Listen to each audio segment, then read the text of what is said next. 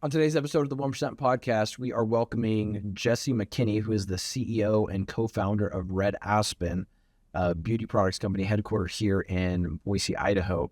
Jesse's story is unbelievable, from everything from startup to tremendous growth, through her efforts to help and empower women and her role as a mother. She's extremely passionate about her family, her role as a mom to her two boys, and helping women and growing her business. So Jesse is an amazing entrepreneur, a great business leader, and someone that anyone can learn a lot from. So we are honored and excited to have Jesse on the podcast with us today. Everything else I do in my life is a means to an end, right? Like my businesses, anything else I'm involved in, like none of it means more to me than my fam. And at the end of the day, like that's why I'm here.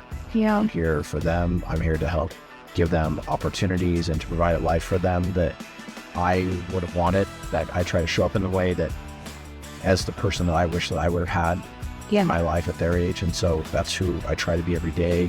I tell people I get paid to make a few really good decisions. And that's what I get paid for. Right. Paid to make a few really good, important decisions. And I need to put myself in the best frame of mind, in the best state, so that I can make the best decisions possible to impact hundreds or thousands of people's lives.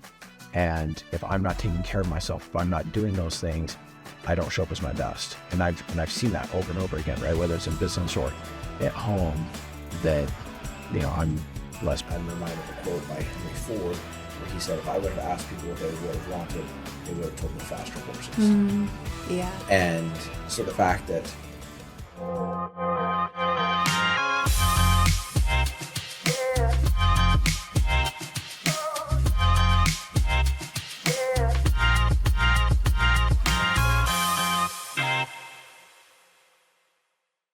Jesse McKinney, welcome. Hi, Kiam. So glad to have you on here. I am so excited to be here. You are the first woman that we've had on the 1% podcast. I am honored, Kiam. And you know what? I think we need to start off by telling people how far back we go. Go for it. So I went to high school with Kiam. You went to high school with me, if you will. Yeah. Both of us went to high school together. And we've known each other since we were 16, which is so crazy, right? Because I was just taking a tour around your building, and I was like, Kim, you're like a grown up, right? It's so funny when you like look at someone and you have like this image of who they are based on like the past, right? And see people as who they were. Right, totally. And I'm sure you think about me being like 16 as well. And now we're like grown ups and we're together. Totally. It's wild. That's awesome. I'm really proud of you. You've done so much. Same. Yeah. Same. That's why I wanted to have you on. And you wore pink to commemorate. I wore pink. You have to do it. I'm proud of you. I was on the note when Alex set this up. It was in the notes to. Well, I wore pink. I told Alex, I said, I will do it, but only if Cam wears pink. Yeah. That's it. That's my one request. Should put that in there. She'll love it. She said, I'm not asking you, I'm telling you. I'm telling you, FYI. Yeah. I love it. Well, thank you for being here. Appreciate you being here. Jesse is one of the co-founders and CEO of Red Aspen. Yes. Which is a beauty products company headquartered here in Meridian, Idaho. Yep. Just like a mile down the street. Just down the street. We're basically neighbors. We're close by. I've had the opportunity to come tour your building, which is amazing, and see your whole operation. I was just going to ask, like, why it's not pink Aspen, because you come to the treehouse and everything's I know. pink. And you know what? I get asked that question all the time. And I think it comes down to Red Aspen just sounded better. And I think the domain was available. Rolls off the tongue. Rolls off the tongue a little better. So let's just kind of rewind back for those that may not know anything about you or anything about your background or things like that. Like, let's just start there, right? Like, sure. Born, grew up, yeah, like family dynamic situation. I mean, I know all these answers, but tell it for Bill's watching. Yeah, so I'm a proud Idaho native, born at St. Luke's in downtown Boise, lived all over Idaho, left Idaho to go to college in Colorado. But other than that, I've pretty much been in Idaho my entire life, like very proud Idahoan. 2005 graduate of Skyview High School. With Cam Wheeler. 20 years ago. Oh my gosh, it's our 20th. Just a couple weeks ago. 20 years ago that we graduated from high school. It seems nuts. Yeah, I know. How is that even possible? Because you're still 25 years old, right? Well, and really, like, in a lot of ways, like, I'm really proud of a lot of the people that we went to school with. Like, our class, like, I look back, I'm like, there were really a lot of amazing people that came from that. Yeah. And obviously, like, Cam, I am first one so glad you said that, because I think that sometimes people will hear oh, you grew up in Nampa or Caldwell. And there's like this stigma. And I'm like, some of the most amazing people, right? So we have friends who have gone on to become doctors and lawyers and anesthesiologists. And I guess that would fall into doctor, but I just say that because I was talking to actually Tyler last night, who's an anesthesiologist. And I'm just so proud of all of these people. And I think it is like there are people that are willing to I think that there's like a stereotype, and a lot of our friends have just like fought that stereotype and like show people like we can do hard things. Yeah. Yeah, For sure. A lot of amazing people came from it, and it's fun to reconnect and to see where people are at and what they're doing. And you and I are obviously friends for a long time growing up, but then as you get busy and life just kind of goes and happens, and we haven't really reconnected in a while. And recently we've had the opportunity to get together more, and you guys were gracious enough to have us come out and come see your facility, which is mind-boggling. It was awesome. It was a fun. So let's kind of jump into the Red Aspen thing and maybe give some people some background. So you graduated from college. You're working at Sensi at the point, right? Like you're married. You have a little boy. Yeah. Talk about which is amazing too. Jesse's a mom of two boys. Mom of two boys, and they are bananas. They're so nuts. No, I guess the antithesis of Red Aspen, right? How it came to be. I was 27 weeks pregnant with my youngest, Spencer. And I had just left my full-time job outside the home. I always like to point that out because working inside the home was the hardest job. Being a stay-at-home mom, Cam, was the hardest job I've ever had. Ever. So I always like to say, like, I now work outside the home to give a nod to women that work inside the home. It is. It's a big deal. Well, and on that vein, I tell people all the time, you're going to have two jobs for your whole life. The first 10 years of your career, you should have two jobs. You should have, like, if you're going to college, you can consider that one of your jobs, but then you should have another job outside of that, right? Whether you want to start a business or whether you want to be working somewhere else. And then once you're getting into your career, you have two jobs. If you have a full-time job, that's one, but continue to educate yourself and to grow skills is your second job. And for some people, that may even be that they need to go get a side hustle along the way to get where they want to go. But it's great preparation for later in life because being a parent is a full-time job. It is. Right? Absolutely. So whatever your career is, being a parent is another full-time job stacked on top. Totally. So I was pregnant with my second son, and I had a really hard, complicated pregnancy without going like too far into the details. It was one of those moments in life where like you really realize what you're made of, like I kind of had one of those like life or death situations during that pregnancy. And it was really from that when you see yourself in your hardest moments, I think is when it's easy to kind of get philosophical and say, oh, like, here's what I want to be, or here's what I want my children to be. Yeah. And then it's totally different when you come back to reality and you like move past that moment. Right. Yeah. And I think it was in the hard moment that I realized, I want to show my kids that I can do hard things, and that, I want them to, how do I show my kids all of the things I want them to be in this world? And Red Aspen was kind of the answer to that. And I am so fortunate to have incredible partners in Jeannie and Amanda, who were there along the journey, who have been there every step of the way, right? I've heard such horror stories about, business and choosing the wrong partners. And I'm just so lucky to have dedicated, incredible women just at my side. Well, you attract the kind of people that you are. Right. Like I'm convinced of that the best preparation you can ever do is working on yourself, because those are going to be the kind of people you're going to attract to work with you and to work for you. And so that's a definitely. They say what? It's something like the 10 people that you surround yourself with the most is like who you are. Right. It's the amalgamation of you. And I think that is so true. Yep. Right. So you have to surround yourself with the people who are going to make you. Eleanor Roosevelt said, I love this quote. She said, "Small minds discuss people, average minds discuss events, and great minds discuss ideas." And so to surround yourself with the people who are the great minds, right? Those 10 people should be great minds. Yep. That's why we were friends in high school. And this is, I like to take credit for some little part of that. Oh, well, likewise. Well, I gotcha. And so your sister, Jeannie. Yes. Talk a little bit about Jeannie. Like, it's fun for me, right? Because I knew you as, Jesse or Jesse's girl. Yeah, and Jeannie nicknamed her I Dream of Jeannie. I Dream of Jeannie. Right? And so... well, Jeannie is she's amazing. Probably one of the smartest people you'll ever meet. So, well, I think she was like her class valedictorian. Yep. She got into every school she applied to. She got into some incredible law schools. Like she'll always tell you, she had the opportunity to go to law school, and she'll say, I chose to do Red Aspen. But what she always leaves out is like, well, she got into Harvard Law School, right? So it's not like Jeannie could literally do anything. And I'm proud of her for taking that risk, because I think sometimes when you have so much intellect, like she'll be the first to say this. So I'm not saying anything that she wouldn't say herself, but she can say, I could have taken the safe route and gone this direction. Yeah. But I'm so glad that I didn't. I chose to invest in this business, this idea, and it allowed me to not only grow myself and my skills and really love what I do, but to also help people along the way. Yeah. And I just think she could have done incredible things in the legal field. There's no question in my mind.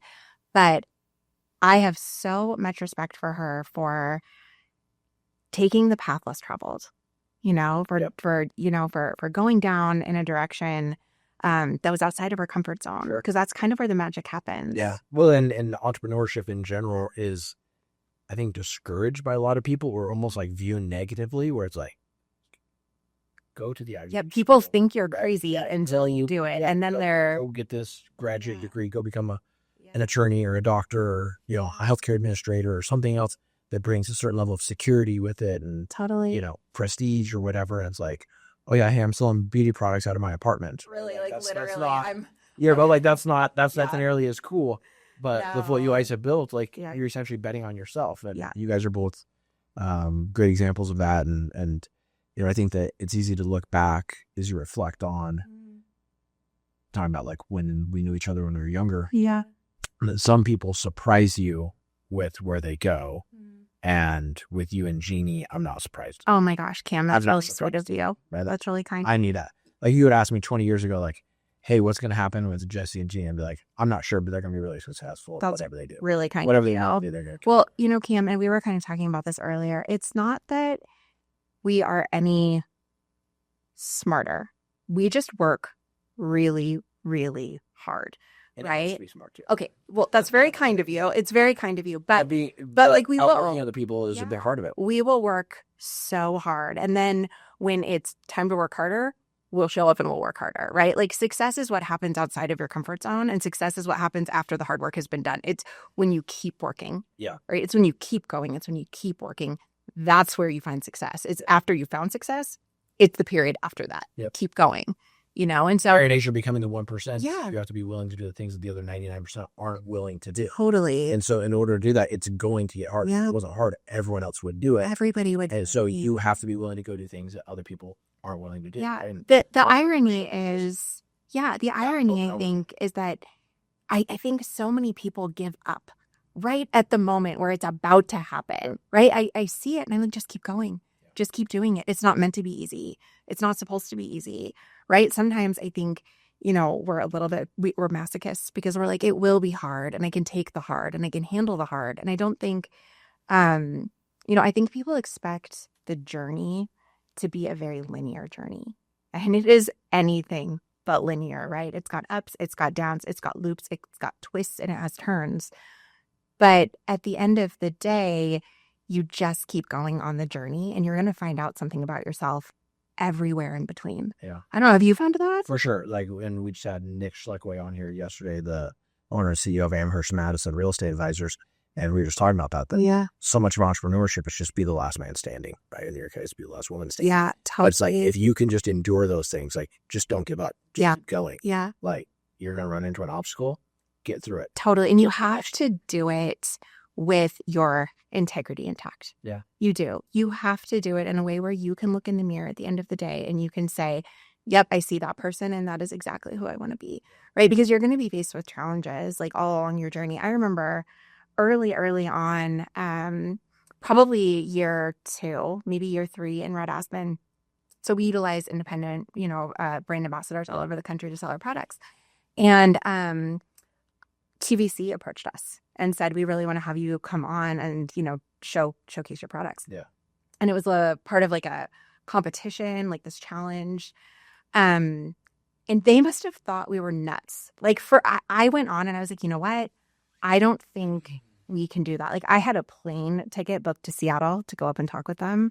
And, talk about Red Aspen products and do these fun pitches.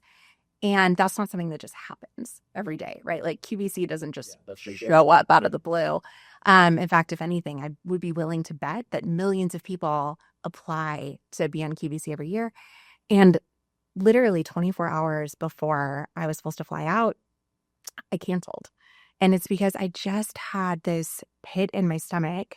And I thought to myself, I am, by doing this, directly competing with the women that I am supposed to be supporting, right? Because by going on this channel, I would be selling our products essentially direct to consumer, right? So I'd be saying like buy through QVC. Yep. And I designed like a non-disclosure, so I couldn't talk to any of them about it and be like, here's how we're going to do it. And so I just had to pull the plug, right? And I felt so peaceful with that decision, right? And that part of our story. I felt a lot of peace. And I think it was the only person that is going to advocate for you, right, at the end of the day is going to be you. And the only person that's going to look back at me at the end of the day in the mirror is me. Yeah. Do you ever feel that? Totally.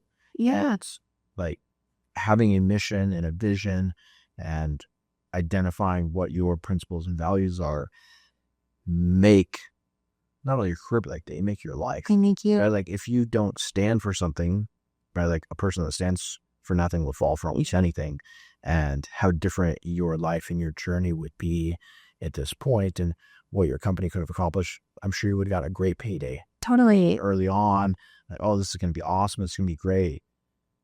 But I mean, you guys are on your way to, multiple 9-figure valuation, right? Like you guys are, going to be a household name if you aren't already. And so that short-term success would have sacrificed your long-term success. But even more importantly than that, like your integrity and what you stood for and what you told all these people, your mission, your vision was, and you bring them on board. It's like, that was only our mission and our vision, as long as a better opportunity. They can't just be words. Right? Like, hey, I'm just married to you until a better option comes along. Right. Hey, we're just doing business together until a better option comes along. And then who wants to work with you in the future? Nobody does, because you haven't created a trustworthy environment for people, right? You haven't said, I not only do what I say, but I say what I do. Yep. Right. And I think that that's really important, right? To be able to build relationships with people, because I think that like in our society today, people will tell you what that they want to hear, right? Or what they think you want to hear, really. So, yeah. Well, I love it. I love everything about what you guys have built. So let's talk about, let's kind of jump in early on. What compelled you to make the decision? Like, let's kind of get into the nitty gritty of like, going down the Red Aspen path, right? Like these things are born overnight. Yeah. So you and Amanda and Jeannie, so you and Amanda knew each other from Cincy. We did. Yeah. So Amanda and I, we've known each other now for probably 13. I've known Amanda longer than I have known my husband, which is so crazy, right? So we go back a really long ways. And I think, again, talking about the people you go into business with, like, that was the second most important decision that I have ever made in terms of my relationships. The first being my husband, right? But the people that you go into business with, they are, you're entwined in your money, your decisions, your relationships. It is entwined in everything, right? And your lives. We had a clip that we posted just the other day that Cody was like laughing at as we were shooting it. But I just said, like, don't ever become business partners with someone they wouldn't marry. No. And that's really what it is. Like, totally. Someone is being business partners is the closest thing being married to someone. It absolutely is. I mean, you know everything about each other's finances, your families, just everything. Yep. You just do. And so I think if there is one piece of advice I would have for anyone who is an aspiring, entrepreneur, it's know who you are going to business with. And if you don't trust them with your money or with your family or in your children, then don't go into business with them. Just don't do it. But yeah, so it's been a fun ride. But we actually, I think we were talking about the journey being, it's not linear. It's, just twists and turns and everything in between. So we knew that we wanted to go into the beauty space when we started Red Aspen. We had a mission first, right? And that mission is to inspire women to stand up, stand out, and stand together by uniting passion with purpose. And so we knew that's what we wanted to do. We believed that direct sales could be the channel by which to achieve that mission statement, but we didn't have a product. And so I actually think we kind of like were backwards. Some of that from Sensi, right? Like they have a similar totally. I learned model of how they operate as far as like being able to sell through their totally. And it's not like we went into it thinking we were going to be a direct sales company. That wasn't really the path. It was more we had this mission of what we wanted to do. And Amanda and I had a background in direct sales, and I have so many great things to say about Sensi. I absolutely loved my time there. Some of the most incredible people are, that I've been blessed to work with in terms of leadership are there. Well, I think it's a huge compliment to them. Oh, yeah. Had people like you and Amanda working there, and that you have positive things to say about it, and that you were able to learn a lot from that. Totally. And to be able to say, hey, we learned things and we're able to apply them. And and we have, we just saw all of that crew a couple of weeks ago. We were at an event in Dallas, and just really wonderful people. But I like I said, I don't think we like jumped in going, it's going to be direct sales, right? Jeannie was working at a Fortune 500. She's worked for a couple, or at least 2 Fortune 500s at that point. And we sort of chose direct sales as a way to achieve that mission. And then we were like, well, what's our product going to be? Right. Which is was actually the scariest part for me. Usually it's the other way around, right? Like usually people have a product. And like, how am I going to get this? And then it's, okay, well, how are we going to go off of this? But you guys knew you wanted to. We didn't. And we explored a lot of products. We knew we always wanted to go into nails. That was something that we just loved, right? We absolutely love nail products. And the product we'd been working on didn't really pan out. So we ended up adopting false lashes as our like launch product, right? So we launched with, I think we had 6 faux mink and silk lashes, 1 lash applicator, and 1 lash adhesive. That's all we had to start off with. And did you just have a Shopify site, or how are you? Oh my gosh, no. Direct sales can be really archaic because you have to be able to track genealogy and who signed up where. And so we had this system that we went on. I wish we'd run on Shopify. We're on Shopify now. But we had kind of this like somewhat antiquated system. But I think in business, there's always an element of strategy, but sometimes you get a tiny little element of luck. I guess it can be big. It can be small. It can be big. And right when we launched, maybe a couple of weeks after, so this would have been in 2017, Pinterest declared false lashes as the beauty product of the year. And our algorithm just went wild, went crazy.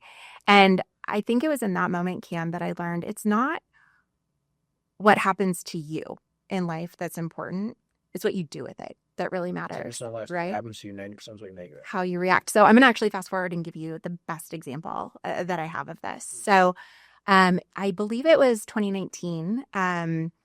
Miss America, so her name's Nia Franklin, she was crowned wearing Red Aspen lashes because we had sent her, like a product pack, and she was wearing her Reese lash. She looked absolutely amazing. She was like crowned Miss America, and she's in this like beautiful white dress, and she like has her hand raised, and I was just looking at her lashes, and I was so excited. And so it wasn't enough to just have Miss America be crowned wearing Red Aspen beauty products, right?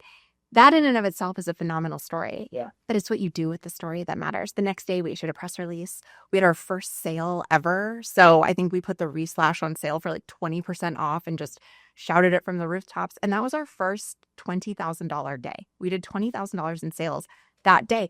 And it wasn't because Miss America won wearing our products. It's because we evangelized it and because we talked about it, right? So it doesn't matter what happens to you. It's about what you do with it. Yeah. Like that's what really matters. When you talked about getting lucky with, being on Pinterest or what, the algorithm going crazy.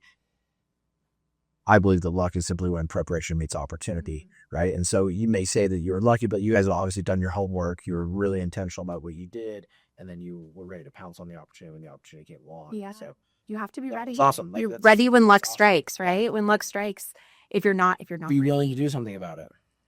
for Pete's sake, just be willing to do something about it, right? It doesn't have to be perfect. Yeah. I think so often, and I find myself doing this, the bigger and bigger the company gets, I'll think, well, I can't do that until it's perfect, or I can't try that until it's perfect. By analysis. Yeah, I think it's a really easy thing to come by, and sometimes you just have to do it, and you do it scared. And there are going to be people that support you, and there are going to be people that think you're crazy. Yep. I think it really comes down to do the best you can do with the information at hand, right? Just do the best you can do. Yeah. You can be lost, but still be fast, right? I love that. That was a lesson I learned at Skyview High School. You can be lost, but you can still be fast. Yeah. Oh my gosh, say more about that. How did you learn that lesson? So Todd Cady, shout out to Todd Cady. Yeah. He was one of our football coaches at Skyview, and he blew the whistle after some play because someone had done the wrong route or done something incorrect, and he blows the whistle and screams at him and basically says, hey, I'm sure there are probably some expletives in there, but you can be lost, but you can still be fast, right? If you don't know what you're doing, just go 100%. And that's been a quote that's stuck in my mind, and I say it all the time. You can be lost. But you can be lost, but you can still be fast, right? I love that. You may not know exactly where you're going or exactly how to do it or how to do a podcast or whatever. It's guess what? You can figure it out along the way. It can just be fun, right? Get going, move. And you just see that with people that are successful. Yeah. They just go get stuff done, and then you figure out how to get better at it along the way. And the best way to get good at something is go do it 10,000 times, right? You go do something 10,000 times, you're going to be amazing at it. But if you wait until you're amazing before you ever go do it, you're never going to be amazing. You'll never. It's a circle. There it is. It's a circle. Kim, if you could go back, I'm thinking about how different we were. And still we were still friends, right? In high school, you're talking about your football analogies, and I was on the debate team. Yeah. We could not have been more different in terms of we had overlapping friends, right? But we could not have been more different. And I'm curious if you could go back to 16-year-old, 17-year-old, 18-year-old Cam and Jesse, what would you say to them? Oof, good question.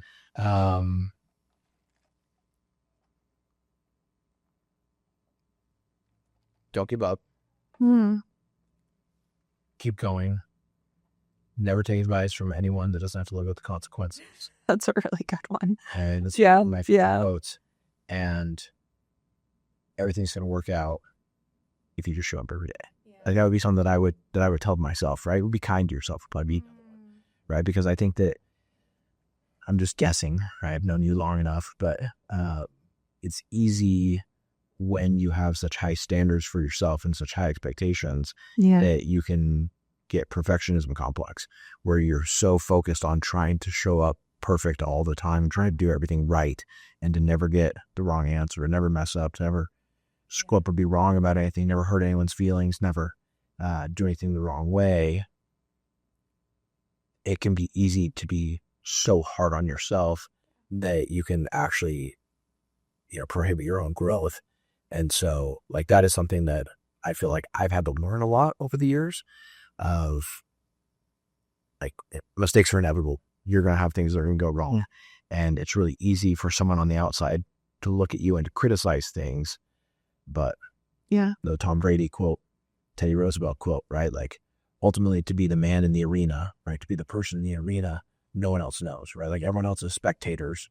You're the one doing it. It makes you think differently about leadership, right? It really does.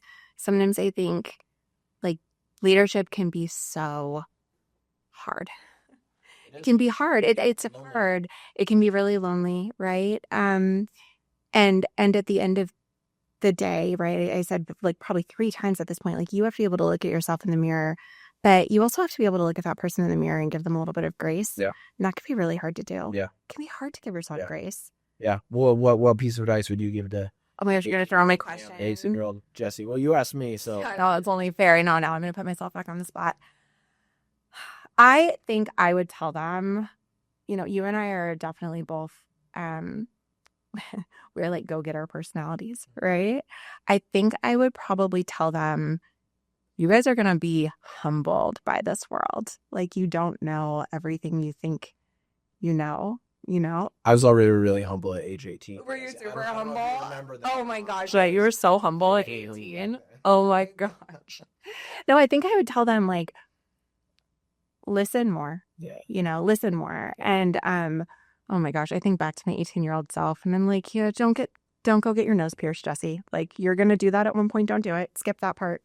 No, but honestly, I think I would tell them, I like what you said, or what we've talked about grace. I would say give more grace, listen more than you speak, and show up with a little more humility on every day, right? And I think, ironically, I think that when you are a go-getter, you have to have some level of, like, I can do hard things, right? Like, you have to believe that about yourself. So you are equipped and prepared to go on the insane journey that is entrepreneurship. Yeah. But I think that the farther I go on that journey, the more I personally realize in my own leadership, sometimes leading is just showing up and just having your ears open, right? Sometimes I have to remind myself, am I showing up to listen today to this team member, or am I showing up, do they want action, right? And how do I want to show up? Yeah. Because it can be, sometimes people just need you to listen, and I'm not sure that 18-year-old Cam and Jesse were like really equipped to listen. No, and that's a hard thing, right? It's a hard thing to learn that sometimes people don't want or need advice. They just need to feel loved and supported, and they'll figure it out on their own. They just need someone that they should know that you care. Yeah. So. No, totally. And now we have kids, Cam. Yeah. Now we're like taking them on that journey. Yep. Right? How old is your oldest now? He's 14. He'll be 15 in August. And I screw up every day, right? Like, being a parent is a very humbling experience because you learn really quickly, like it is the most powerful mirror you'll ever have to view your own weaknesses, right? Your own inadequacies. And so you're reminded every day that, sorry, I messed up here. I should have said this or done that. Or you have to be sensitive, and every kid is so different, and how you communicate with them. Nobody is going to strip you down faster, right? Nobody is going to see you for who you are than like a child, like your child looking at you being like, well, you said we could do this. Like, you said last year, oh my gosh, my youngest was like, you said we could have a lemonade stand this summer. We didn't do it. And I was like, dang it, I did say that. And I did not follow through, right? And what do you say? I didn't have time for you? Like, that's the lemonade. And right? Yeah. Totally. You got to show up. Yeah. No, being a parent is very humbling, also unbelievably rewarding. And, I'm sure, like you, for me, everything else I do in my life is a means to an end, right? Like, what my business is, anything else I'm involved in, like, none of it means more to me than my family. And at the end of the day, like, that's why I'm here, right? I'm here for them. I'm here to help give them opportunities and to provide a life for them that I would have wanted. But I try to show up in the way that, as the person that I wish that I would have had in my life at their age. And so that's who I try to be every day. And kids are unbelievably kind and empathic and understanding.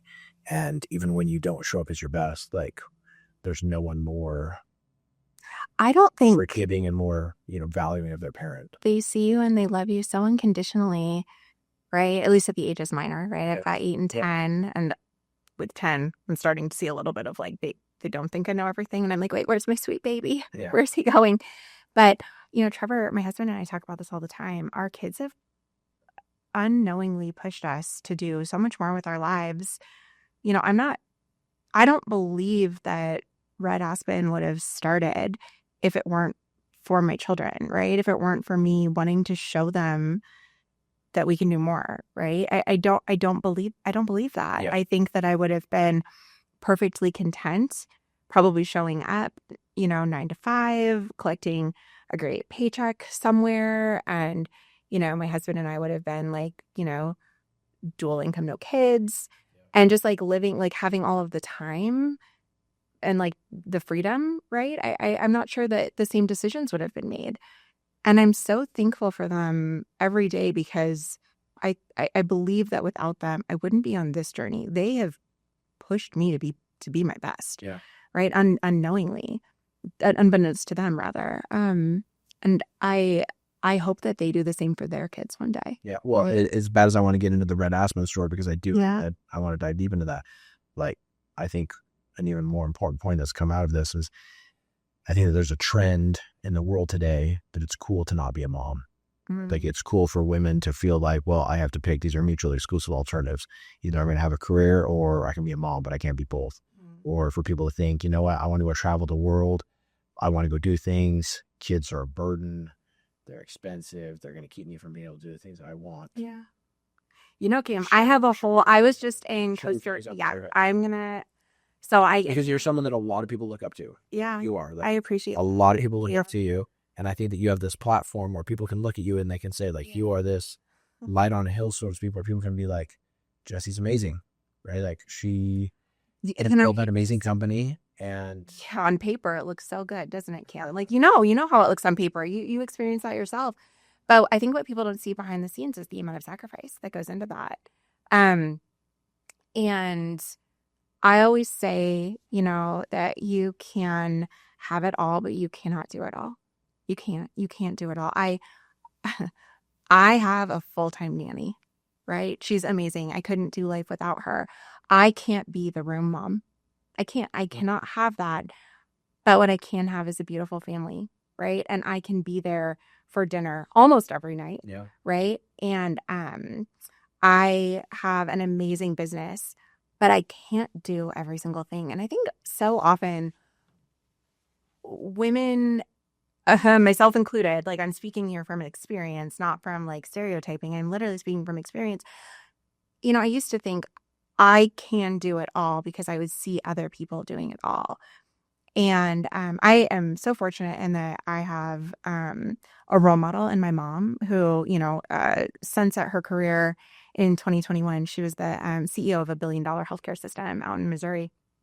And so I was kind of like raised in this environment where my mom wasn't with me all the time, right? And I also had a very present and active dad. Yeah. And I think that we tell ourselves this lie as women that, you have to pay half the bills, you have to work full time, you have to take care of the children, you have to do every single thing. And Red Aspen, so I was just in Costa Rica last week. Yeah. We took 221 women with us to Costa Rica on an incentive trip. It was amazing. And it was so fun to just like spoil these women, right? Like, they got to go just sit at the pool and just like do whatever they wanted to do. I just have other people take care of them. And it's the story that I hear over and over and over again, right? Like, Red Aspen fit into my life so I could stay with my family. So I could be a present mom to my kids, right? So I could like have some income coming in or do something that I find fun or have this full business, but also because I wanted to do something fun with my kids, like my daughters specifically, and doing this business, or because I just needed something for me, right? I think that sometimes motherhood can be so much and we can lose pieces of ourselves because we want to take all of it on. Like, we want that. And I know it's hard. You don't want to miss a moment, right? You don't want to miss a moment. But life, there's so many sacrifices in life, right? There are. And time is one of those things. Yeah. It's a sacrifice. Time is such a thief, right? Time is such a thief. Everything in life is a trade-off, is my mom. Well, your mom's very wise. Yeah. I think that there's no greater joy than having a beautiful family, right? That doesn't mean that you don't do things for yourself and for others as well, right? It means that everything is a trade-off. But I do think that as a society, we've come so far in saying, like, you have to be everything to everyone. And the fact of the matter is you can't be everything to everyone, right? If you're looking at me and you're going, she's a mom, she's a CEO, she's an entrepreneur, she's a business owner. Over at our treehouse, our headquarters, we have 60 people that work there. I don't do it all myself. I have amazing business partners, right? I have so many people that are way better than I am that do that. And it's taken a lot of sacrifice to get there. At home, we have a full-time nanny, and she's amazing. I couldn't do it without her. And my boys are in such great hands with her. And our grandparents are, they're super involved. I can have it all, but I can't do it all. And that's the lie that we need to stop telling, is that we can do everything, because we can't. Yeah. We can't do everything. And if you think someone is doing everything, look at me. I'm not doing it all. Yeah. Well, I think that hand in hand with that is the self-care portion, right? Like, it used to be very popular, that belief system that if you were being a good mom or if you were being a good dad, that your entire life was spent only serving other people and never doing anything that fulfills you.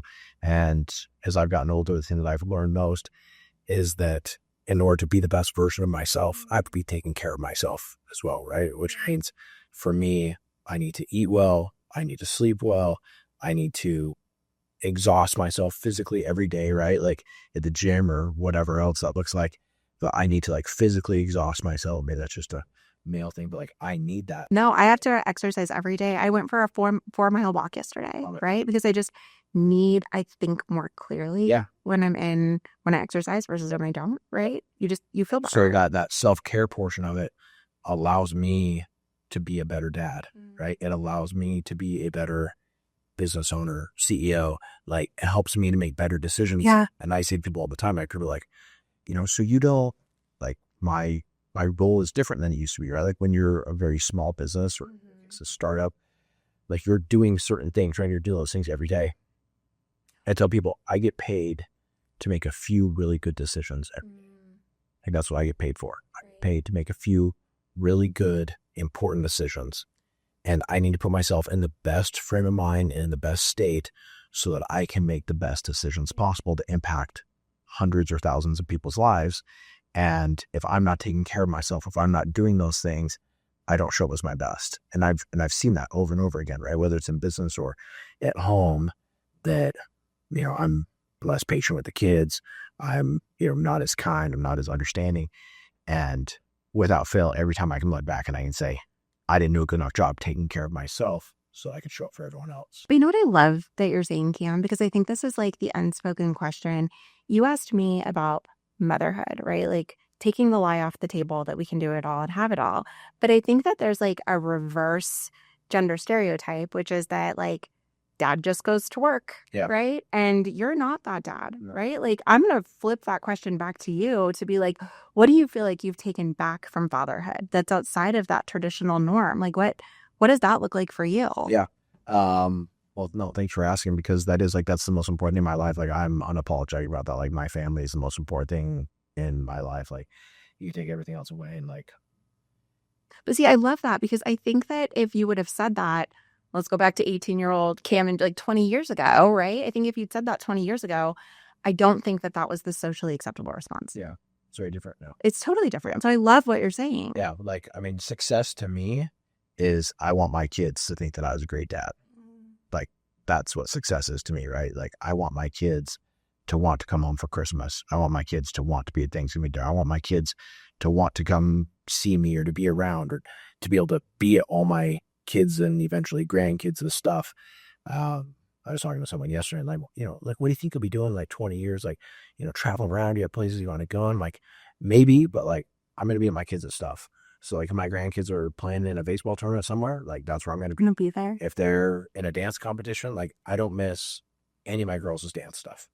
I never have. Like, so Cam, I mean, if you really think about it, like the question that you've asked me, the question I'm asking you, like we both have the same answer, right? Like you can have all of it. You can't do all of it. And I think it's so refreshing. I think that you and I are coming at this from like, there are these like gender norms, if you will, to be able to say like, I come from the world of engineering and construction. You come from the world of beauty products, totally. But you're coming from the male perspective. Yeah. But, wanting those same things and wanting, and ultimately like that balance looks different at different times of your life, right? Like the state that I'm at now is very different than where it was for a long time.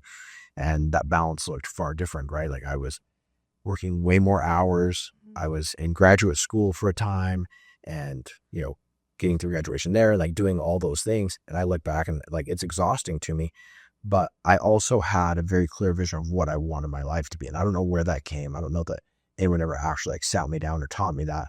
And I try to teach people all the time, or like state clearly what you want your life to look like in 10 years from now, in 5 years from now, in 2 years from now. What I want my life to be, and then go relentlessly work to go create that life. And anything that doesn't align with what that vision is, the answer is no, right? And so that may mean you have to cut things out of your life. Like I like to golf, but I don't golf. Like the only time I'll golf like a few times a year, and it's always with my kids. Like that's the only time I ever go golf, because it doesn't align with where I want to get to. Like, I can't do it all. Yeah. And so like there's just certain things that you have to say no to because it doesn't align with where you want to go ultimately. So to answer your question, like to me, everything else in life is a means to an end of wanting to show up for my kids and for my family and to be the best dad and the best person I can be, and to intentionally go build that relationship with them that they'll want to be around me when they're adults, because I have a firm view that they owe me nothing and I owe them everything. And like, I chose to have them, they didn't choose to be born. And so like, every obligation that I feel like I have in my life is to help create the best circumstances, best opportunities for them.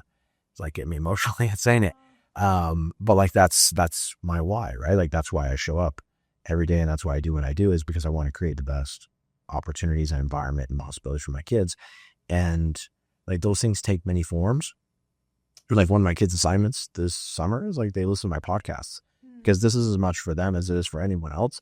Like, I want them to learn, like, because I do believe like there's advantages in life. Like, there's things you can give to your kids that isn't money, right? Like, in fact, I think one of the worst things I could ever do for my kids is just go give them a bunch of money. Like, the best thing I can do for them is to teach them what it takes to build things, how you sustain things, how you build relationships with people, how you show up for people, like the kind of person that you should be. And so like, I want them to know all these things. And in a way, it's like, okay, who are the people that I trust and want to influence my kids? It's like, okay, like, you're on this podcast because I, trust you to influence them and to share things that you've learned. Hi, Cam's kids. Yeah. Hey, everybody. I'm curious, what have you taken like from your parents in that, right? Because, I like, what are the lessons that you feel like they instilled in you? Yeah. So I'm a firm believer that everyone is doing the best they can with the knowledge and the tools and the resources that they have. And so I think that it can be very easy to view someone else's life through your zeitgeist, right? Like, through the culture, the place and time in which you live. And that's unfair, right? That's unfair to judge someone else. And I think that's a normal thing that's done in society all the time, just to look back and like, can you believe that we did this 100 years ago or 80 years ago or 40 years ago? We did these things, or we believed these things. We felt, based on the information and knowledge that we had at the time, like, that was the best that people knew and that we could do. And where we're at today is simply building upon that previous foundation. So I take that view a lot with my parents. Like, I will be the first one to tell you, like, I don't agree with everything that they believe in or the way that they did things, but that's okay, right? Like, they could do things based on what their knowledge and understanding and experience was. And I could simply grow from that. And I'm a product of what I learned from them and the life experiences that I've had since then. But my parents taught me to work hard. Like, that was a blessing that was instilled in me from a very, very young age, was I was taught to work hard. Now, I hated that. Like, I hated what that looked like, because at 8 years old, I was out on construction sites. I was cleaning up the shop. I was unloading semis. I was cutting rebar and stacking forms. And like, I would go home covered head to toe in grease and oil and dirt and mud. And, the Cam that you saw at Skyview High School wearing Abercrombie and Fitch was not, what I had to do when I wasn't at school, when I wasn't playing sports. It was like, I always had to be working. And so work was instilled from a very, very young age. I had a ton of responsibilities. I mean, even at my parents' house, we had 36 Colorado blue spruce trees and a 42. I mean, Cam, like, in high school, you were never at the parties. Like, we literally only saw you in school. Yeah. Yeah. So that doesn't, I did not know that about you, but like, it doesn't surprise me, So you're working or lifting or like, yeah, exactly. It was either, which is like a form of the work. Yeah. Right. So, but yeah, so I learned to work really hard. And then the other thing that I'm really grateful for that my mom taught me is like, my mom gave me almost like a delusional level of self-confidence. And like, I feel like that's been such a blessing in my life, because I've always thought that I could do anything. Like, I've never looked at anything in my whole life and been like, I can't do that. I can't figure that out. I don't know. I'm not good enough. I'm not smart enough. Like, and I said almost like jokingly of like a delusional level of self-confidence, where like, I always felt that I could do anything. And I knew that if I just applied myself and worked hard enough at it and got with the right people, and that anything was possible. And so great things have come from that. You talked about being humble, Cam, at age 18. Those two things didn't really go hand in hand. But you learn that over time. And I'm grateful for that lesson that like, my mom believed in me at such a high level and like pass that on to me. Yeah. I'm going to echo that. I think my parents also had this like incredible belief in Jeannie and myself, right? They did. And they had really high expectations of, they always said like, we are going to be there to support you for whatever it is that you want to do. But the expectation, it wasn't even verbalized because it was implied, is that you will do it to the best of your ability, right? There's no. I mean, a lot of that's observed, right? Like you just saw, I mean, your dad's an attorney, right? Almost CEO of a large healthcare organization. And I think a lot of those things you observe, right? You observe their expectations of themselves. Totally. I mean, I think that you really just hit it on the head. Like it's interesting to think like you had parents that really pushed you, right? I had parents that really pushed me and they believed in us. And I love what you're doing with the football program. Like I see it from afar because I think, Kim, you're also going like above and beyond to try to instill that like in others as well. When I walked in, I saw you doing it. It was someone just in the lobby here, right? Like you're doing that with more than just, your family. And that is a responsibility, right? That's a responsibility that you have. It's and I love it and I'm grateful for it, right? Like pressure is a privilege and pressure is a privilege. Oh, that's a soundbite right there. I love the opportunity to get to help people and I am my happiest when I help people, right? And I'm just like absorbed that and learned that over time that whenever I'm in my most miserable state, it's because I'm only thinking about myself and I'm happiest when I'm doing things for others. Out and about. Yeah. Oh man. Okay, well let's jump back to all right. Okay. The founding of Red Aspen, how this happened, because like I'm curious, like even just like from like business logistics, and I may ask you some deep and intense questions here eventually. So as you were starting this company, right, like getting financing is probably really tough because you're a direct sales company. Yeah, we couldn't get an SBA loan. We tried. We couldn't get a SBA loan because they don't like our industry. We couldn't get we ended up getting like, I want to say it was like a $50,000 line of credit, but they had to take all of our houses as collateral. And we were like, oh, for Pete's sake. So we basically took all the money that we had, Jeannie, Amanda, and myself, and we threw it in. And so you guys didn't do a round or anything? We didn't raise like capital? No, we did not. But today, right, at the time, oh my gosh, that was so difficult. But today, Cam, we get to own every decision, right? Every decision, good or bad, it comes out of the three of us. And we, we don't have to answer to anyone. We don't have to answer to a board. We don't have to answer to investors. We answer to ourselves. Yeah. And that is liberating. And I'm so thankful that we went through the struggle that we had early on. I mean, we didn't take a paycheck for like 3 years.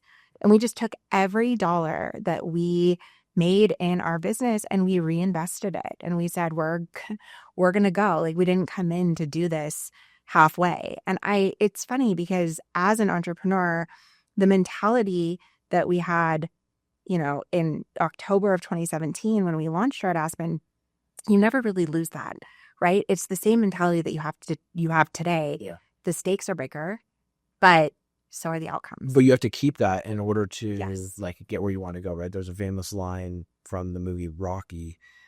It's our Kim, how are we friends? Right? How are we friends? So it's Rocky 3, and his trainer says to him after he's become the champion of the world. And he buys a nice house and this thing is going to all these parties and, all these photo shoots and endorsements. And his trainer says to him, he's like, the worst thing happened that could ever happen to a fighter is you became civilized. And he's like, in order to stay on top, you have to keep that edge, right? Like you have to stay hungry and like like you have to keep that same mindset that you had. Get scrappy. Right? You were broke. Stay scrappy. Right? Like, and that's what they say about people, right? Like this guy still trains like he's broke. Totally. Like you still show up every day and work like you're broke. You have to be scrappy, right? You got to get scrappy.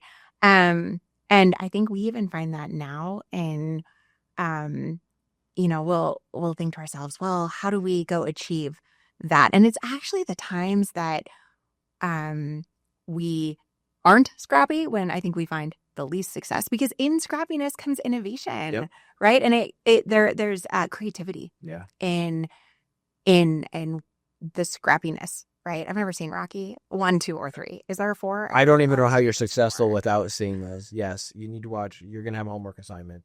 You're gonna need to watch all the Rocky movies and all the Star Wars movies. And there's the Venn diagram of us. I love Star Wars. Okay. So there we are, Cam. Good. Yeah. Just watched Revenge of the Sith a couple nights ago to my kids. Oh my gosh, I love it. Best Star Wars episode. Yeah. So but it's true, right? Like that view that there is no safety net, like there's no one else there, there's nothing there, and everything's reliant on you. I think that when you stay in that mindset is when you are most innovative, when you make the best decisions, and when your business, really succeeds. Well, and don't you find that's also when you have a lot of fun too? Yeah. Right. But what's really cool is when you bring on people that know so much more than you do, and then you empower them to go have a good time and to take risks. And I think that's what you learn. Yeah. Like you learn that along the way. It's like you said, of like, Totally. You can have it all, but you can't do it all. Yeah, right? exactly. You have to delegate things to other people. Yeah. And that is where it becomes fun, is that you get to delegate and empower people, and then you get to see them grow and develop and flourish and, make something more of like that one part of the business than you could have ever done on your own. And it's amazing, right? So you guys are starting, you're working at Jeannie's apartment in downtown Boise. You're like, I mean, where did you even find product in the first place? Like, let's get into this. Did you guys go to trade shows? Like, how did you guys find like hair? We found sourced who's going to make some of these things for us. Like you guys. I have to tell you that our sourcing strategy has gotten so much more sophisticated, right? But we didn't know what we didn't know. And so you're just kind of going out there to the, like, thank God for the internet, right? Like you're going out there, and we were looking for suppliers, and we had to learn things like, what is a packaging die line, right? Like everything has a die line associated with it. This cup didn't just happen by circumstance, right? Like someone designed this with intent. And I think what is interesting is people are like, well, I don't necessarily know how to go find the product. And finding the product, I don't actually think is the hard part. I think the hard part is actually creating the brand that goes with the product. Yeah. What's the brand story? What is the narrative of the brand? Why did I choose this Pantone color? Like, why was this exact red chosen? Right? Like there are, if you think that was just the red that was available, you're fooling yourself, because every little minute detail of everything on this cup right here has been thought through by probably, a team that's worth millions of dollars. Yeah, exactly. It's Coke, right? Over years and years and years. And so finding the product wasn't necessarily the hardest part. I think it was really, how are we going to create the brand that goes with this? And the number of decisions involved in brand building and brand, in creating the brand voice, that's where things got really fun, right? Like, how can we use words that are playful, right? Because one of the things we wanted to be was just a playful business. You didn't want to be so buttoned up. Calling your headquarters the treehouse. Right, right. The treehouse, or, our incentive trip. I'm still in incentive trip mode because we just got back from Costa Rica 2 days ago. But instead of it just being our incentive trip, right, it's our dream work trip. Because how can we make, how can you put your dreams to work, or how can you do your dream work? Like, I think that the visuals of a brand, people see something and they can say, oh, I understand so much through the visual subconsciously, that the words are just as important. And that was something early on, I think pre-ChatGPT. ChatGPT is actually making me a little bit dumber, Cam. But like pre-ChatGPT, being able to think like, instead of emailing support@redaspen.com, I'm going to email hello@redaspen.com, right? Like, how can you create a brand for us that was welcoming and inviting and playful and feminine, and a place where you just wanted to go, your sparkly corner of the internet where you wanted to go hang out, right? That's what we wanted to create. It was like the sparkly corner of the internet. That was like our brand. We have a brand ambassador that says that. And I just love that's her mantra. But the brand building it's been fun. It's never ending. Yeah. And, picking the right pink, right? Picking the right font, picking the right, just everything. It is a lot more work, I think, than people give credit. And then where Jeannie is just unbelievable is not only in the brand work, but she is also very, very good around like regulatory, right? And so what are the packaging requirements? There was a lot that went in that first year. Amanda is exceptional from an IT perspective. She's really, really good at figuring out, I would say, puzzles, right? And so how do things fit together? There's so much of what you guys have had to do. You've really set up Blaze on your own, right? Like you didn't get anything out of the box that just fit what you needed to do. And so you guys had to go build it. We've had to build. So, the last 24 24 months have been so IT heavy, and I'm glad to be on the other side of that. And we have more work to do. It'll be a never ending project. But once again, I am thrilled. And I think Amanda would be the first person to say she is thrilled that we have people who are better than us now working at our treehouse we have an actual, Shopify developer who's amazing, right? And I think we all sleep a little bit more peacefully at night knowing that he's there and he's watching the website. But yeah, if we kind of go back to those first couple of years, I think it takes courage to start something. But what I was surprised by is that it takes courage to keep going. Yeah. And even today, it takes courage to say, we're going to try this. We're going to do something differently. We're going to go in this direction. We're going to go on a new IT system, a new platform. And it's really a privilege to bring people with you and to have them want to do that with you. Like our brand ambassadors. Oh my gosh, Cam. Well, a couple of our brand ambassadors. They're A couple. a lot. They're amazing. Oh my gosh. The women that we have the honor to serve, I can't even tell you, they may be just as crazy as we are, right? Because we're like, hey, we're going to go get this new website. And they're like, let's go. Yeah. Let's do this. Or, we're going to sell this product. And they'll say, yeah, let's go try that. Let's see if it sticks, And so in a way, they're your business partners, right? It's really like are, they handle that sales portion of your business for you. And and they're so creative. And it sounds like creative. I mean, I use this term in an endearing way, but you have like a cult-like following, right? Like people love your products. They buy into the mission and vision and values of the organization, they're not just buying a product from you. Yeah. Right. And I think that when you can get to that place, then you're in a whole new stratosphere, right? Because someone isn't just buying, I'm just buying lashes, I'm just buying lashes, I'm just buying skin tint or whatever it is. What do you see under skin tint? But like they're not just buying a product. Yeah. They're aligned with the brand. Totally. Right. And you don't just buy a pair of shoes, like, okay, I'm buying Nikes. I don't just buy a computer, I'm buying an Apple, right? It's like whatever it is. But when you can build a brand that's that strong, when people are buying the brand, they're not buying the product. Yeah. I think your brand story is so important. And what's fun, I think that this is something that sets really successful brands apart. Really successful brands believe in the brand.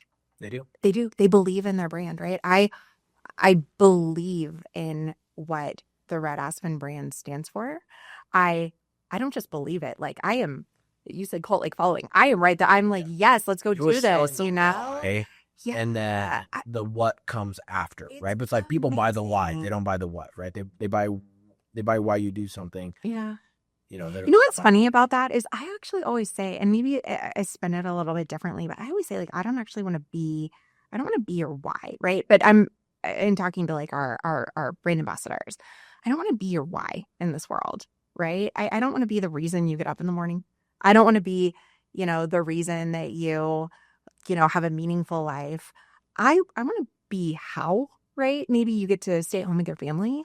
But I want your why to be so much bigger, right? I want your why to be your family. I want your why to be, the things in life that you really love, genuinely love. And I am honored and privileged to be a part of that journey and supporting you. Yeah. But I don't necessarily want to be your why. I just want to be your how. But that's unique to them, right? And that's your why. Right? Totally. Your why is being other people's how. Yeah. And my why is being their how. You heard it here first. Yeah. The why and the how of all of it, right? So you guys are just bootstrapping this thing as you get it up off the ground, right? So you're dumping every penny back into it.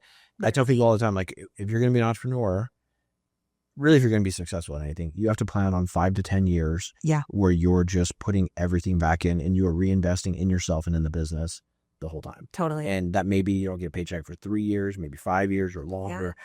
Well, and a meaningful paycheck too. If we really talk about a meaningful paycheck, it probably wasn't until, year 5-ish that we had any kind of substantive, meaningful paycheck, right? And a lot of other people were getting paychecks. Yeah. Brand ambassadors are getting paychecks. Totally. Right? All these other people that are working for you are getting paychecks. Year but 3. You're investing everything back. Yeah. Year 3, I think I made, it's been long enough I can say this. I think I made enough in year 3 that I was able to pay for childcare, Jeannie was able to move out of the apartment that she was in. That was also our office, right? And like we had moved at that point and she was paying rent, right? Like Amanda also was able to get childcare. Like these were not huge paychecks that we're talking about. So yeah, you have to, again, I think it comes back to being scrappy. You have to get scrappy so you can do more with just a little bit, so you can keep reinvesting. You also have to get comfortable being uncomfortable. Yeah. You do. You absolutely do. And I don't care, to your point, I don't care if it's whatever you do in this life, you have to get comfortable being uncomfortable if you want to be successful. But okay, so your COVID comes around. I think we'd probably be remiss if we didn't talk about that in terms of our brand. But you know, during COVID, all of the nail tech, like everything closed, right? Lash technicians and you know, Cam and I used to have kind of like a hard time sharing a lot of this story. And I think the farther removed we get from it, the easier it is to share this. But we grew by like 850% that year. It was wild. You thought you were going to have your first $1 million month? Was it April? We did. 2020? April of 2022, we thought, or of 2020, I'm sorry. We thought we were going to have our first $1 million month, and we had our first $2 million month. That's unbelievable. Yeah, that January, we'd done something like $360,000 in revenue, right? And we're not talking high dollar items. We're talking about like beauty products, right? Like a pair of lashes costs $16.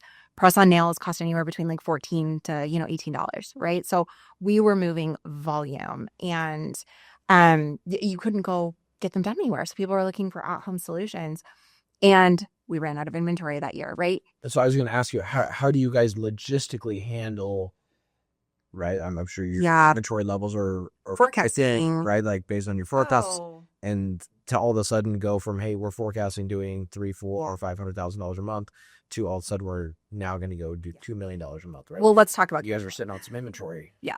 Let's talk about cash flow for a second. So we also didn't understand where our growth rate and where that trajectory was going to be taking us, right? Because at that point we had no idea where things would taper. We didn't know, will things taper? Won't they taper? So how do you forecast a multi-million-dollar growth rate quite literally overnight with inventory that we have in house? Some of our product is made in China. Some is made, it's made all over the world. And the world's shutting down. The world's shutting down. How do you get on a boat? Do you get on a plane? How do you, there was so much. So we would quite literally, because we only had a limited shipping team, we would quite literally wake up. We would ship all day. All your own pick, pack, and ship. All of our own pick, packing, and shipping. We would quite literally wake up. We would work as hard as we possibly could, right? I was out on the floor, like pick, packing, and shipping product. You didn't want to be our friend during that time, because we would literally call you and be like, we really need you to come in tonight. We're not going to pay you, but we'll buy you dinner, right? And that's, again, being really scrappy. Yeah. But if you think about cash flow, in April, I guess this would have been May, we basically ran out of inventory in our warehouse because we weren't prepared. How could we have been prepared, right? Like we ran out of inventory. We would get random shipments that we had already been producing. And we literally had a big shipment come in. And I think that we did something like, it was in under 5 minutes. We turned all of this inventory back on and we sold out of it. And within 5 minutes, it was gone. And so talk about if all of these things sound on paper. Amazing. But our 50% growth sounds unbelievable. But all of our money, like talk about, that might have actually been the time that we were the most strapped for cash, because all of our cash was on a boat somewhere, right? In our inventory, it had been paid to vendors. And you don't know where you're going to get it or not, because the ports are shut down. Here, the ports are shut down. We literally had, on my partner Amanda's computer, she had a map of all of the boats in Seattle, right? And there are like these apps you can go follow, or like websites you can follow. And then in LA, and we know what boats, what vessels our product is on. And we're just watching it hang out there in the harbor because they can't unload it fast enough because there are all of these restrictions. Day 42. And so we're like, oh my gosh, all of our cash is over there outside of Seattle, and it's in China, and it's over there in Vietnam, and it's in South Korea. We were so strapped for cash. It was unbelievable. I think I got my first gray hair that year. But, again, all of these things sound so great on paper, but the scrappiness, the grittiness, like how do you get people to come in and work? And you don't have any money because it's all on this boat, because you have to have enough inventory in order to support people. How do you make your payroll? How do you pay your rent? How do you handle all your issues? Gosh, yeah, totally. And so sometimes you just have to say, taking a full circle, success is never going to be this, right? Success is about what you do along the way. And you have to be scrappy. And if the choice is we're going to call our friends and family in to come ship, to come pick, pack, and ship with us at night, because that's the free labor that we need to get through this period, well, that's important. But that's what you do. But the other piece of that is, we always say, it is okay to make a mistake, but it's never okay to make the same mistake twice, right? And so immediately after that, I have to give just mad props to he's our chief operating officer / chief financial officer, Matthew Cuzio. Which I still need to meet. He was Oh my gosh. Antarctica when I was. Yeah, he's super cool. He came in 2020 and just randomly helped us with like a regression analysis as it related to like forecasting models, and shared that with us. And we basically said, well, you're never leaving. And You're hired. you're Just never to a job. Well, and so I think Matt and I actually ended up sharing an office for like 4 years. We shared an office. 3 years we shared an office, which is such a great experience. But he came in and really helped elevate after that, because when I always knew, I said, I can manage us to like the $20 million mark. Yeah. And we hit it just overnight, right, to that run rate. And we needed Matt after that to come in and really elevate us professionally. I give him so much credit in helping us go from the scrappy little mindset. Like, he may be the only CFO in history that has ever come in and been like, okay, guys, time to loosen up the purse strings a little bit. We're going to spend some more money. You don't need to be in scarcity mode like 2020. Yeah. And you really don't hear that often. But he's like, we're going to take 2020 and you guys are on kind of like the other end of it now. Like, let's systematize some things going into 2021 to help us like prepare for the future. So we don't have to be in this situation again, where we can be more prepared with better systems going forward. And you saw it. You came to the treehouse. You've seen our shipping systems are world class. Our infrastructure in terms of technology is like industry standard. Like, we have billion-dollar companies in our industry calling us asking for advice and recommendations. Like, it's such a compliment. And we're obviously willing to share that. We believe that, success can be shared by so many. But I think it's all about the experience. It's what you do in the moment, and it's how you learn and grow from there that really sets you apart. Love it. So, yeah. So, as you guys moved into your new facility, talk about that for a minute. Like, inspiration that went behind it.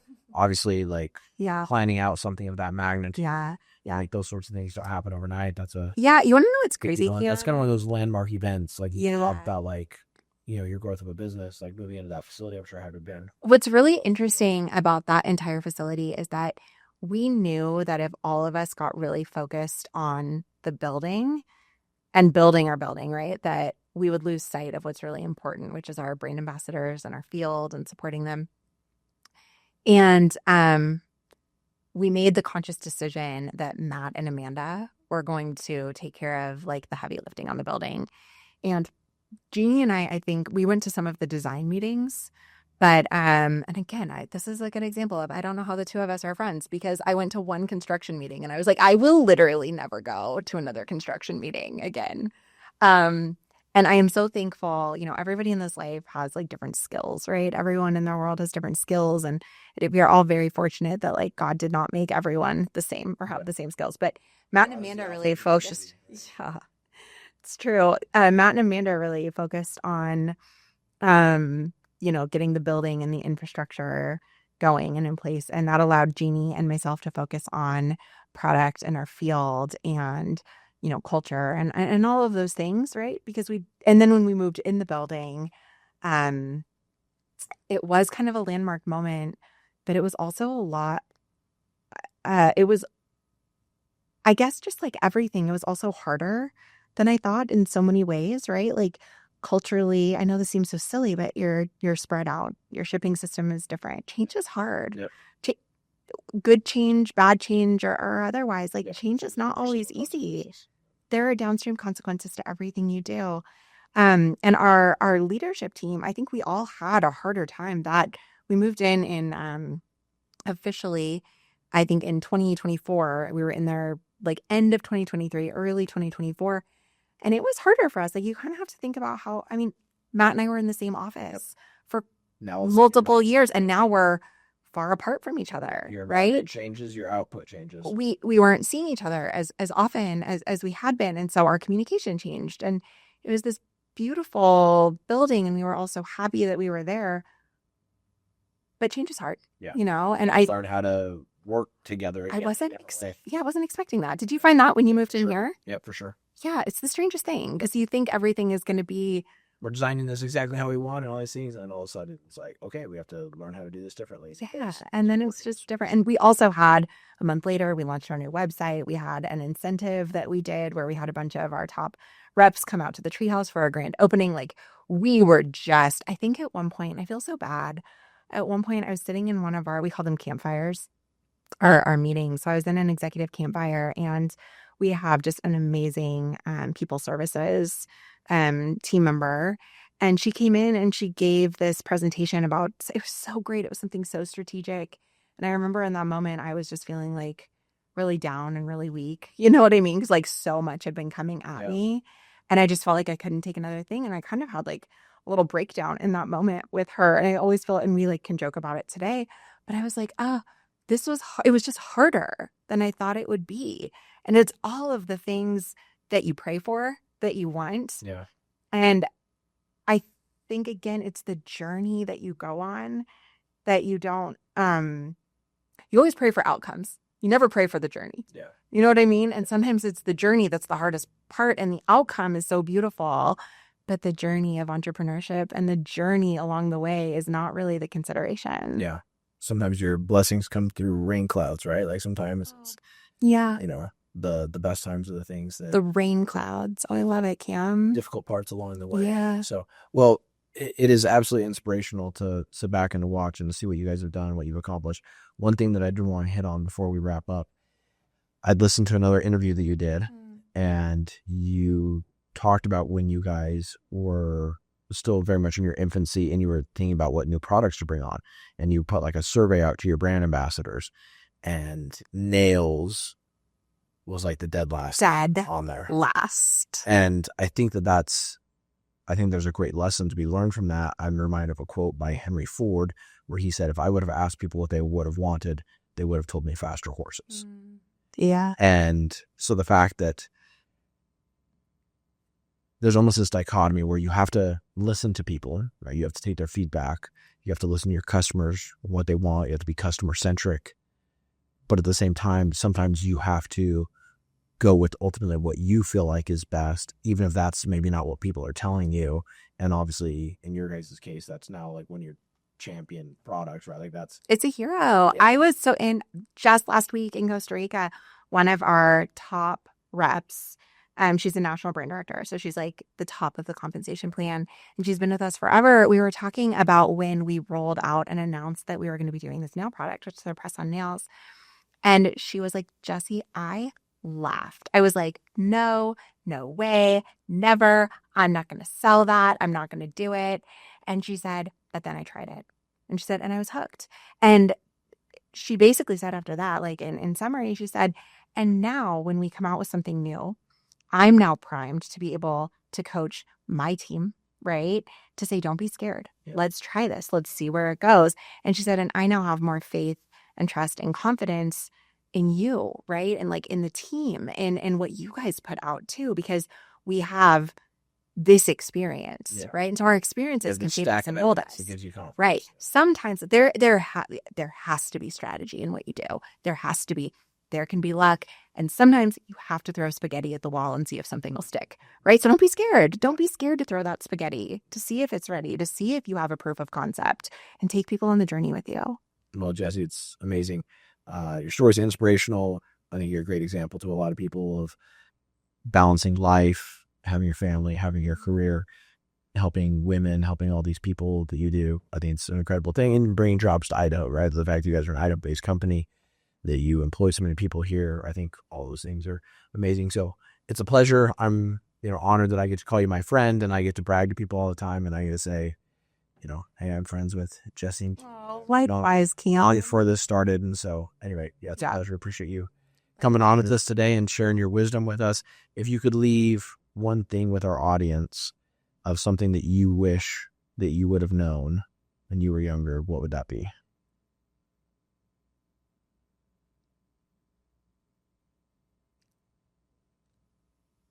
I wish that when I was younger, I would have known that the journey would be so much harder, but that the fruits of that journey is going to be so much better than I could have imagined.